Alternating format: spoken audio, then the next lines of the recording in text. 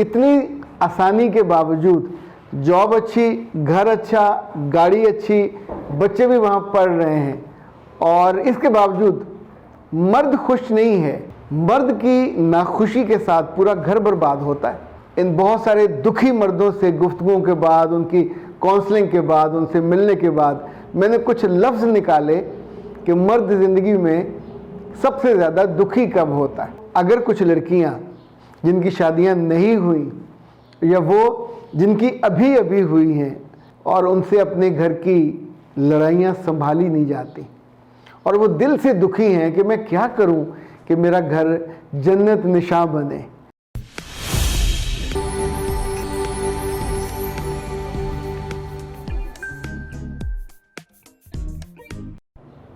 بسم اللہ الرحمن الرحیم. خاطر حضرات، میں ہوں اختر عباس اور آپ سب کو میرا سلام پہنچے.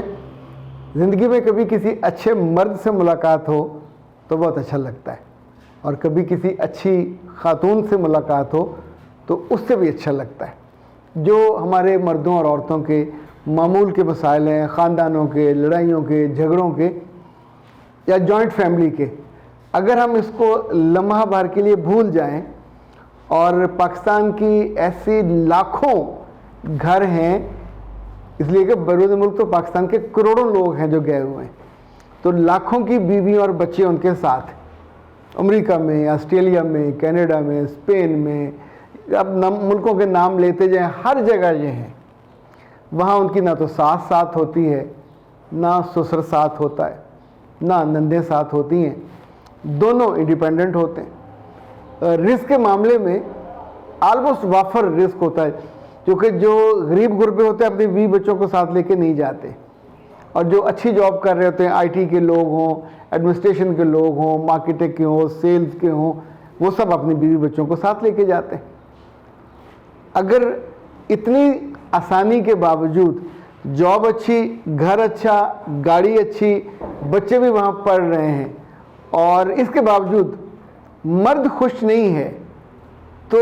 سوچنے والی بات ہے. کہتے ہیں سوچنیبل بات ہے. مرد کی ناخوشی کے ساتھ پورا گھر برباد ہوتا ہے،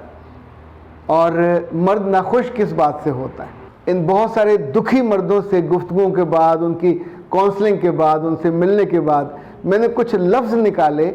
کہ مرد زندگی میں سب سے زیادہ دکھی کب ہوتا ہے. جب اس کو عزت نہیں ملتی.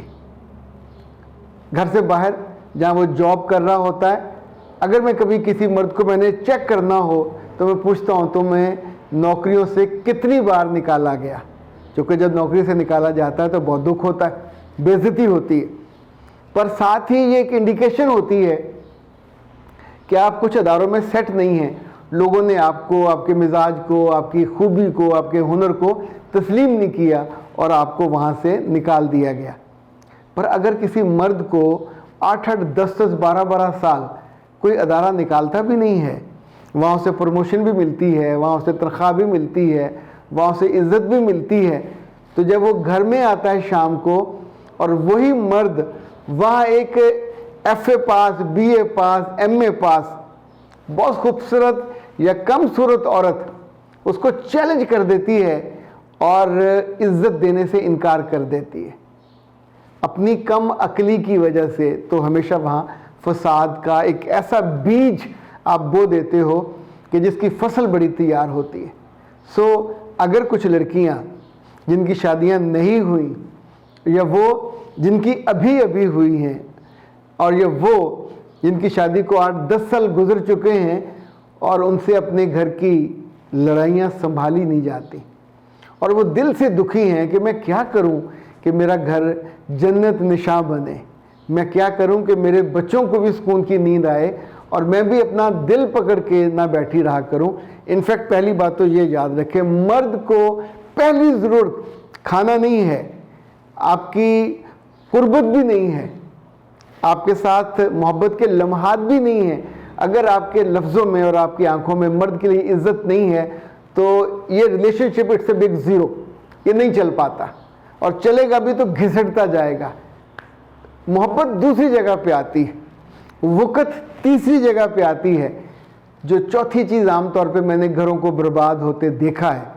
اور جہاں سے ڈیورسیں بھی ہوتی ہیں, علیحدگیاں بھی ہوتی ہیں, اور سب سے زیادہ ناخوش گھر ہوتے ہیں,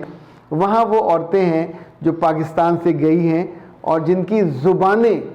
اتنی لمبی ہیں, وہ نہ ان کی ماں نے ان کو بتایا, وہاں بہن بھائیوں سے لڑتی تھیں, کبھی کسی نے روکا ہی نہیں تھا,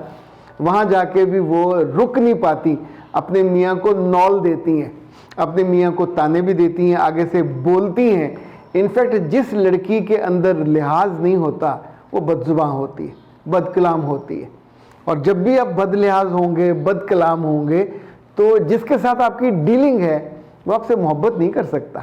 وہ آپ کی قدر, اس کی کوئی جواز بھی نہیں ہے, وہ کنجوس ہے, اس نے یہ کر دیا, اس نے وہ کر دیا. بد زبانی کی اور بد لحاظی کی کوئی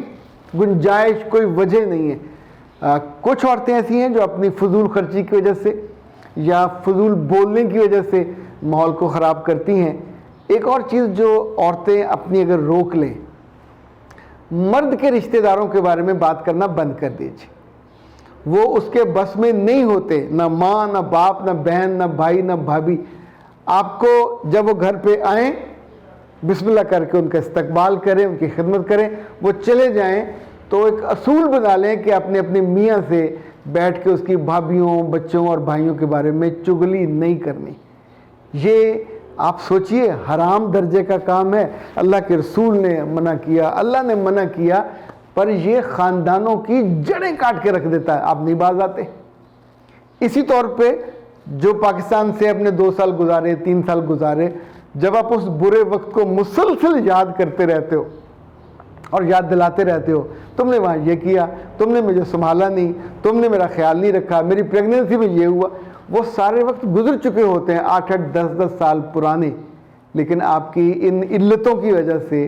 ان عادتوں کی وجہ سے گھر پورا ٹاکسک ہو جاتا ہے, اور ٹاکسک فیملیز کبھی لمبی نہ خوشی لے پاتی ہیں, نہ چھٹیاں انجوائے کر پاتی ہیں, نہ سہولتیں انجوائے کر پاتی ہیں. اچھا, وہ عورتیں جو شکر گزار ہوں اپنے رب کی, اپنے میاں کی, اپنے خاندان کی, اپنے گھر کی, میاں کی نوکری کی. انفیکٹ یہ جو شکر گزاری ہے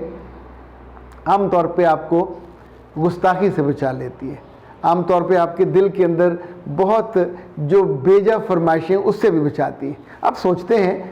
ہر چیز آ رہی ہے, انشاءاللہ جو اور چاہیے وہ بھی آ جائے گا. سو عورتیں پڑھی لکھی ہوں یا کم پڑھی لکھی,